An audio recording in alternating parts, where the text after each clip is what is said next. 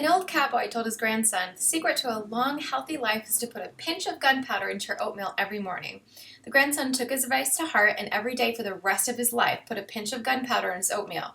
When he died at the age of 132, he left behind 5 children, 12 grandchildren, 35 great-grandchildren, 78 great-great-grandchildren, and a 50-foot hole where the crematorium used to be.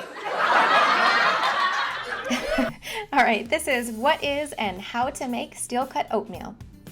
Here we have steel-cut oatmeal. So what's the difference between steel-cut, rolled, and quick oats? It's just how much the oat groat has been processed. It results in each variety having a different texture and varying cooking times. So steel-cut oats almost look like rice that's been cut into 2 or 3 pieces. They take the longest to cook, and they have a really hearty, chewy type texture that retains much of its shape even after cooking. Rolled oats are also called old-fashioned or whole oats. They almost look like flat discs. During processing, the whole grains of the oats are first steamed to make them soft and pliable, and then they are pressed to flatten them. They cook much faster than steel-cut oats. You can make them in a pot with water in about 5 minutes versus about 25 minutes for steel-cut. Then the quick cooking oats are also referred to as instant oats sometimes, but they're the most processed of the 3 oat varieties. They're pre-cooked, dried, and then rolled and pressed slightly thinner than rolled oats. They cook more quickly than steel-cut or rolled oats, but they retain less of their texture and they often end up really mushy. So for this recipe, we're going to use the steel-cut oats, but you could also use rolled oats as well. Follow the package directions for the oatmeal. It'll say to add the water and the oats to a pan.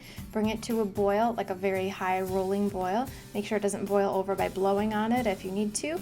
And then reduce it so that it's simmering. You're going to just simmer it and stir it for about 25-30 minutes. You can take a little bite of it to make sure that it's fully cooked. Then to your serving bowl, add your dried fruit, add some nuts, unsalted and unroasted, and add your fresh fruit, and then just put the oatmeal right over top and mix it in, and you have a really, really healthful, wonderful, and also super tasty breakfast.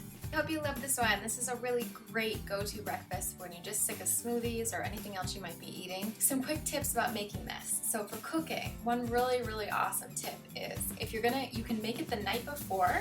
Start it in the pan, get it boiling, cover it, turn off the heat, and then leave it overnight. Just leave it in the pan. It'll soften up and it'll do all its cooking overnight. You don't have to babysit it, you don't have to do anything. That's a really good tip. You can also soak it overnight in some almond milk. Just take the steel-cut oats, throw it into a little mason jar or bowl, put some almond milk over it.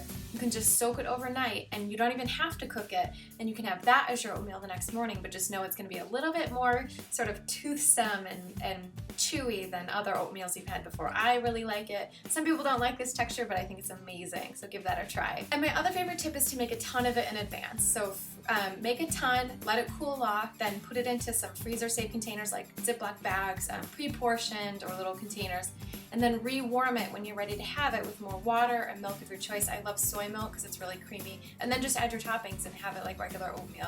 This way you can have a bunch of oatmeal done ahead of time and you don't have to worry about cooking it every time. So I hope you love this recipe. It's so simple, one of my favorites. You can make it super healthy. You can put any toppings in it you want. Add some nut butter, add some cinnamon, add some spices, and add some extracts, vanilla, cinnamon, coconut, whatever you want to add to it. Add some frozen berries, some fresh berries, anything the possibilities are endless with this breakfast. Make it taste any way you want.